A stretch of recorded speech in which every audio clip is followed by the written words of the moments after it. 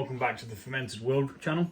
Today I'm looking, I'm coming to bottle basically the Dazzling Wit, which is the all grain wheat beer that I brewed. It's been sat for a long time.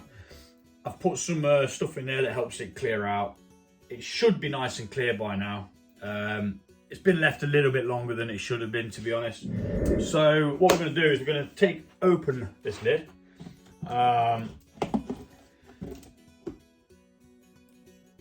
Is what we're going to do.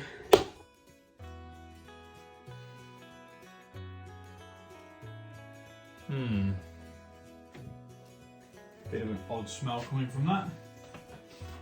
I'm not particularly sure why.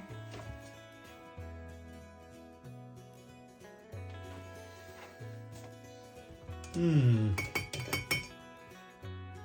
take a hydrometer reading. See where we're at. It doesn't smell nice. Which isn't good. Really? It's actually rather worrying.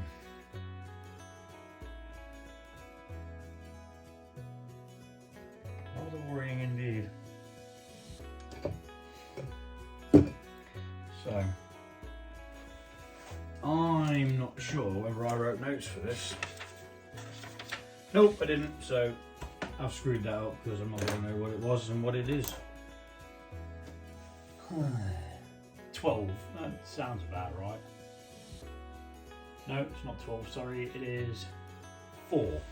So it's gone really, really low.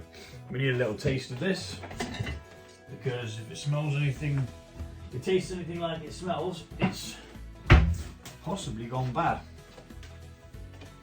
Which would be terrible if it has. Oh no, it smells a bit better now.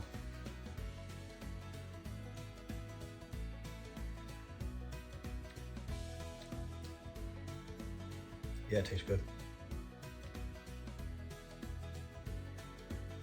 I'm not sure what that initial smell was.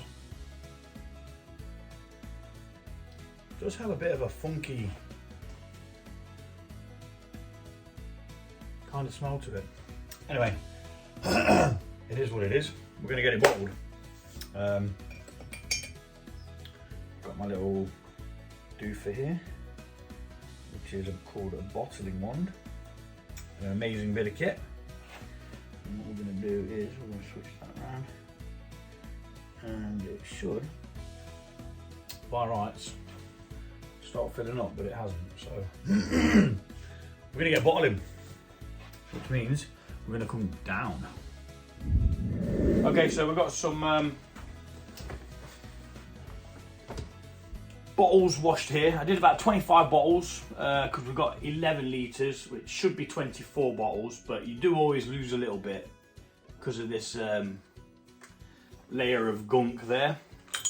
So first of all, we want to take this and carefully put it into this bottle. This is what we tasted it with. Tastes okay. It's got a bit of a gnarly smell. I don't know why. It almost smells off, which is a bit random because it doesn't taste off.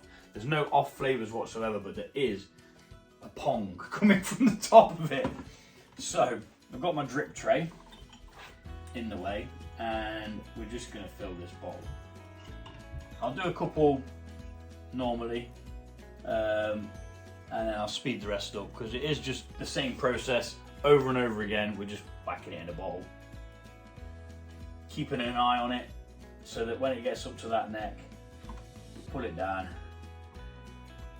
Once it's out like that, it gives us the absolute perfect level of beer. So we fill it up to there, and when we take the bottle wand out, it comes to the perfect level. And then we're going to put that over here. In fact, there's not really a great deal of room over here at the moment. A friend's dropped off some empties that he had. And as you can see, it's really, really clear, which I like. I like the fact that it's really clear. Just getting everything to drop out of it with the the finings that I've used. And shortly after Christmas, I can't even see the level of where it is. Shortly after Christmas, I'm going to be getting another beer on, which is probably going to be a local brewery called Totally Brewed. They allowed Brew Day Supplies to use one of their like recipes if you buy it in a kit. So I bought one of them because I quite like Totally Brewed beers. They do some good ones. The one that I'm going to be doing is called the 4 Hopmen of the Apocalypse.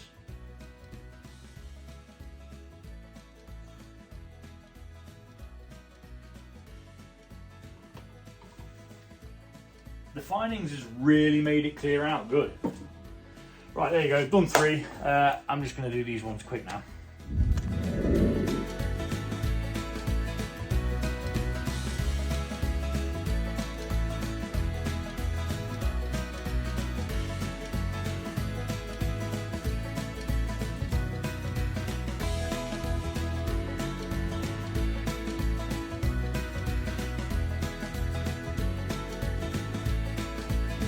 Okay, so we've got 20 bottles out of this. It's not bad, it's not amazing, should have had more, but you always get that bit of layer at the bottom where you're going to lose a little bit.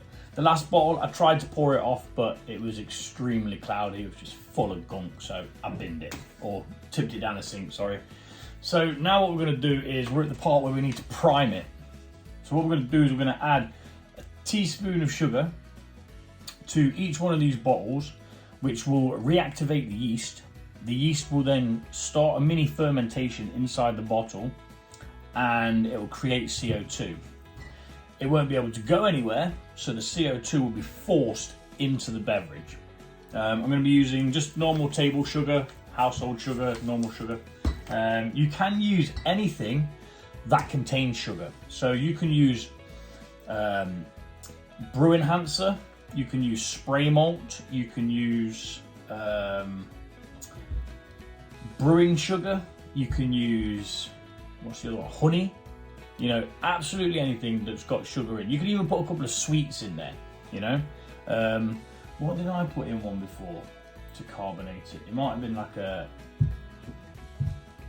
segment of orange or something like that, and it turned out quite nice. Yeah, so that's what we're going to do. I'll show you with a couple of them. I'll just show you what I'm going to do. It's really simple. You're going to, oh, I need something to level them off with.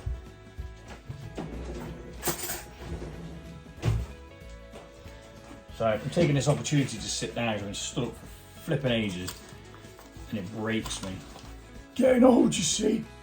Right, so you just get your bit of sugar like this, look. Now you can see it's actually better. Level it off and in it goes. Sometimes it can cause a bit of a reaction, but we look good today. So I'll do a few of them just so you can see, and then we'll speed it up. The reason why we level it off is so that we've got... Get that. Could you try again? Thanks Siri for listening to my conversations and always interrupting when you're not needed. So yeah, we're going to try and get the same amount in each one. That's what we're aiming for. So when you level it off, it just allows you to get a consistent amount in each one, like so. And then these will sit in a warm place. They say for 2 weeks, but I leave it for a week because a fermentation's about a week anyway. You know, even when I'm brewing mead or beer, you know, within 7 to 10 days, it's finished, or it's nearly finished. There's not a lot more after that that's going to continue to do. So, and then all we're going to do is we're just going to close these off now. That's pretty much it for these. They just get closed off. It will start a mini fermentation, like I say, and the carbon dioxide will get trapped in there, which will carbonate thy drink. There you go, all them locked off, and we're just going to gently give it a little bit of a tilt, we'll call it. We don't want to try and like shake it about to get it dissolved. We just want to help it dissolve a little bit better, because we don't really want oxygen in there, you see. And that's that. That's the priming. I'm going to do the rest, but I'm going to speed it up.